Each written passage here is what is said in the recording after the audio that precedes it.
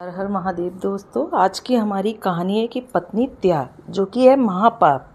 कितनी भी पत्नी बुरी हो, गलत हो, लेकिन कभी भी पति को उसका त्याग नहीं करना चाहिए। आइए जानते हैं इस कहानी से कि उसने कैसे पत्नी त्याग को गलत बताया।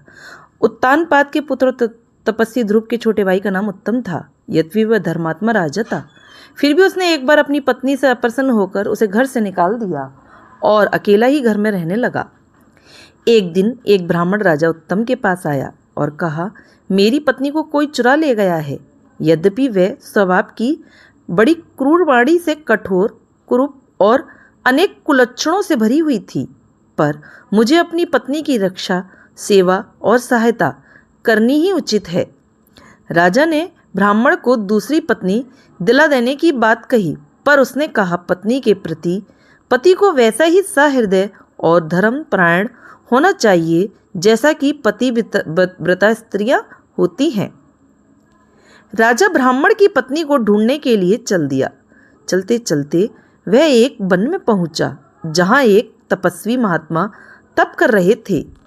राजा का अपना अतिथि ज्ञान ऋषि ने अपने शिष्य को अर्घ्य, मधुपर्क आदि स्वागत का सामान लाने को कहा, पर शिष्य ने उनके कान में एक गुप्त बात कही तो ऋषि चुप हो गए और उनने बिना स्वागत उपचार किए साधारण रीति से ही राजा से वार्ता की।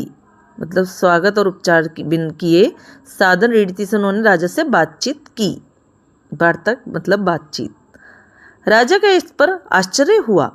उनने स्वागत का कार्य स्थगित कर देने का कारण बड़े दुख, विनय और संकोच के साथ पूछा।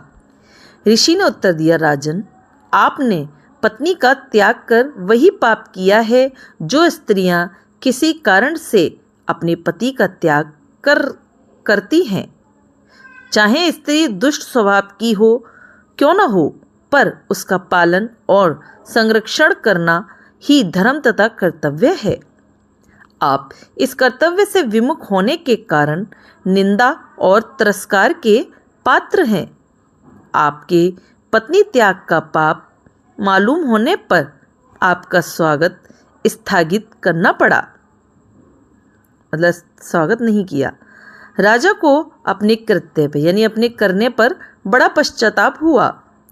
उसने ब्राह्मण की स्त्री के साथ ही अपनी स्त्री को भी ढूंढा और उनको सत्कार पूर्वक राजा तथा ब्राह्मण ने अपने अपने घर में रखा।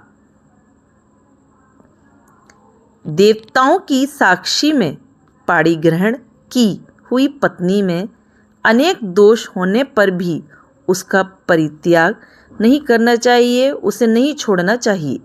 जैसे पतिव्रता स्त्री अपने सद्व्यवहार से दुर्गुणी पति को सुधारती है, वैसे ही हर पुरुष को पत्नीव्रती होना चाहिए और प्रेम तथा सद्व्यवहार से उसे सुधारना चाहिए। त्याग करना तो कर्तव्य घात है।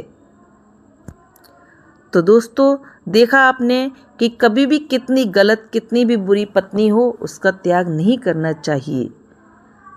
हमेशा अपनी पत्नी को, अच्छी हो या बुरी हो, अपने साथ ही रखना चाहिए और उसे सुधारने की कोशिश करनी चाहिए। ये मेरी कहानी आपको अच्छी लगे तो लाइक करें, सब्सक्राइब करें, ज़्यादा से ज़्यादा शेयर करें।